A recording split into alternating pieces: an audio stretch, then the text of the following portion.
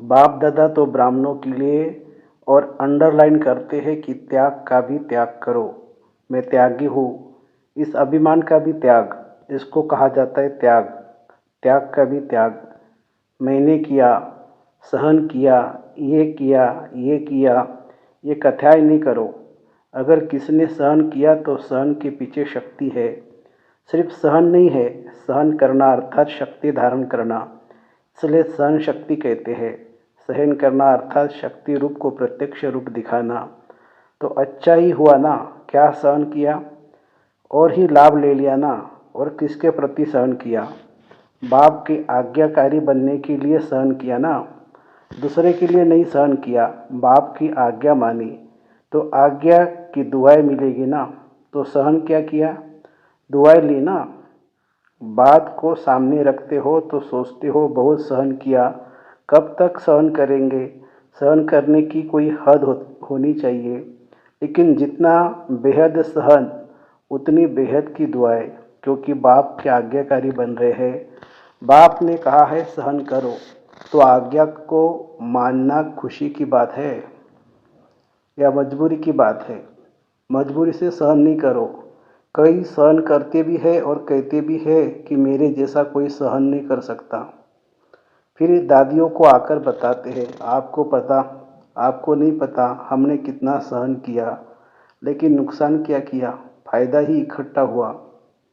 तो त्याग की परिभाषा समझी।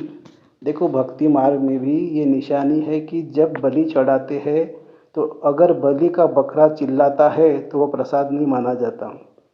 एक धक से बिना चिल्लाए स्वाहा हो जाता है तो प्रसाद हो जाता है। तो बलि के बकरे को भी कहते हैं चिल्लाए नहीं। और आप कहते हैं सहन किया। सहन किया तो क्या चिल्लाना नहीं हुआ? चाहे मन में चाहे मुख से अगर थोड़ा भी चिल्लाते हैं तो प्रसाद नहीं हुआ, बाप को स्वीकार नहीं होता है। तो दुआएं कैसे देगा? तो क्या करेंगे? थोड़ा थोड़ा अंदर चिल्लाएंगे, थोड़ा काने में कोने में बाथरूम में छिपकर एक दो आंसू बहाएंगे। थोड़ी तो छुट्टी मिलनी चाहिए। माताओं को बच्चे तंग कर रहे तो क्या करेंगी? थोड़ा मन में तो रोएगी। माताएं मन में रोती हो, थोड़ा थोड़ा रोती हो। और भाई क्या करते हैं? वो आंखों से नहीं रोते लेकिन क्रोध करके अंदर से रो लेते हैं। जोश आना भी रोना है। तो पांडव सेना क्या समझती है? थोड़ा रोने की छुट्टी चाहिए। जिसको थोड़ी थोड़ी छुट्टी चाहिए वे हाथ उठाओ। नहीं चाहिए तो आज रोने का फाइल भी ख़त्म, कि सिर्फ ताली बजाकर खुश कर दिया। फिर तो आज से पोस्ट भी कम हो जाएगी। डर जाते हो ना, मरना पड़ेगा, मरना पड़ेगा, सहन करना पड़ेगा, तो छोटी बात बड़ी हो जाती है। आप सोचो कोई भी डाकू या चोर है, लेकिन आपको डर बैठ गया कि डाकू है। चोर है तो भय से क्या होता है? भय से या तो हार्ट नीचे ऊपर होगी या ब्लड प्रेशर नीचे ऊपर होगी। डर से होता है ना। तो डर जाते हो। मरना बड़ी बात नहीं है, लेकिन आपका डर बड़ी बात बना देता है। फिर कहते पता नहीं हमको क्या होता है, पता नहीं। लेकिन जैसे हिम्मत से मर्जीवा बनने में भय नहीं किया, खुशी खुशी से किया, ऐसे खुशी खुशी से परिवर्तन करना है। मरना शब्द नहीं है, लेकिन आपने मरना मरना शब्द कह दिया है, इसलिए डर जाते हैं। वास्तव में ये मरना नहीं है, लेकिन अपनी धारणा की सब्जेक्ट में नंबर लेना है। सहन करने में घबराओ मत। क्यों घबराते हो?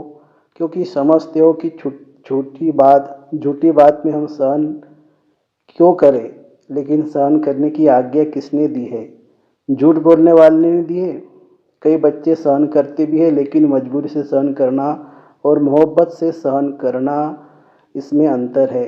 बात के कारण सहन नहीं करते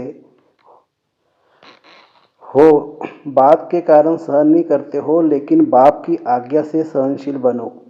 तो बाप की आज्ञा मानते हो तो परमात्मा की आज्ञा मानना ये खुशी की बात है ना, कि मजबूरी है। तो कई बार सहन करते भी हो, लेकिन थोड़ा मिक्स होता है। मोहब्बत भी होती है, मजबूरी भी होती है। सहन कर ही रहे हो तो क्यों क्यों नहीं खुशी से करो? मजबूरी से क्यों क्यों करो? वो व्यक्ति सामने आता है ना तो मजबूरी लगती है, और बाप सामने आवे कि बाप की आज्ञा पालन कर रहे हैं तो मोहब्बत लगेगी, मजबूरी नहीं। तो यह शब्द नहीं सोचो, आजकल की ये थोड़ा कॉमन हो गया है। मरना पड़ेगा, मरना पड़ेगा। कब तक मरना पड़ेगा? अंत तक, या 2 साल, 1 साल, 6 मास, फिर तो अच्छा मर जाए। लेकिन कब तक मरना है? लेकिन यह मरना नहीं है, अधिकार पाना है।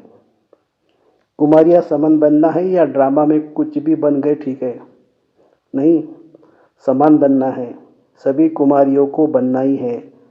मरना पड़े, क्या भी करना पड़े, सोच के हाथ उठाओ। हाजी समझते हैं मरना पड़े, झुकना पड़े, सहन करना पड़े, सुनना पड़े, वह हाथ उठाओ। कुमारियाँ सोच के हाथ उठाना, इन्हीं का फोटो निकालो। कुमारियाँ बहुत है, मरना पड़ेगा, झुकना पड़ेगा। पांडव उठाओ, सुना समान बनना है। समान नहीं बनेंगे तो मज़ा नहीं आएगा। परमधाम में भी समीप नहीं रहेंगे, पूज्य में भी फर्क पड़ जाएगा। सत्युग के राज्य भाग्य में भी फर्क पड़ जाएगा। कोई भी बात हो समा देना, अंदर मन में बाप दादा को दे करके समा देना। एक सहन शक्ति, दूसरी समाने की शक्ति। अगर ये दोनों विशेष शक्तियाँ आप में है तो पास विद ऑनर हो जाएगी।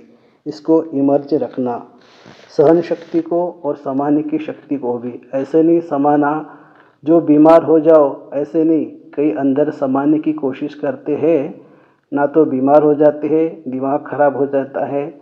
ऐसे नहीं समाना, समाने की शक्ति से समाना। जो समझते कुछ भी हो जाए, थोड़ा सहन तो करना पड़ेगा। समाने की शक्ति कार्य में लगानी पड़ेगी, लेकिन सहन शक्ति का फल बड़ा मीठा होता है।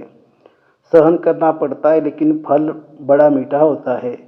तो जो पक्का वायदा करते हैं घर घर को स्वर्ग बनाएंगे, मंदिर बनाएंगे, आश्रम बनाएंगे, वो हाथ उठाओ। देखा? देखो, देखी में नहीं उठाना, क्योंकि बाप दादा हिसाब लेगा ना। फिर देखकर नहीं उठाना। सच्चा सच्चा मन का हाथ, मन से हाथ उठाओ। अच्छा दादिया, इनको इसकी क्या प्राइस देंगे? अपने घर वालों को ले आवे। ये तो प्राइज नहीं दी, ये तो काम सुना दिया। बाबा जो आज्ञा करेंगे। देखो प्राइस तो आपको मिल जाएगी, कोई बड़ी बात नहीं है। लेकिन है, लेकिन बोलो। आप जाने बाद अपनी धारणा से परिवर्तन करना, और 15 दिन के बाद, मास के बाद अपनी रिजल्ट लिखना। जो 1 मास भी दुख नहीं लेगा न देगा, उसको बहुत अच्छी प्राइज देंगे। अगर आप आएंगे तो मुबारक है, अगर नहीं आ सकेंगे तो भी सेंटर पर भेजेंगे। अच्छा, ओम शांति।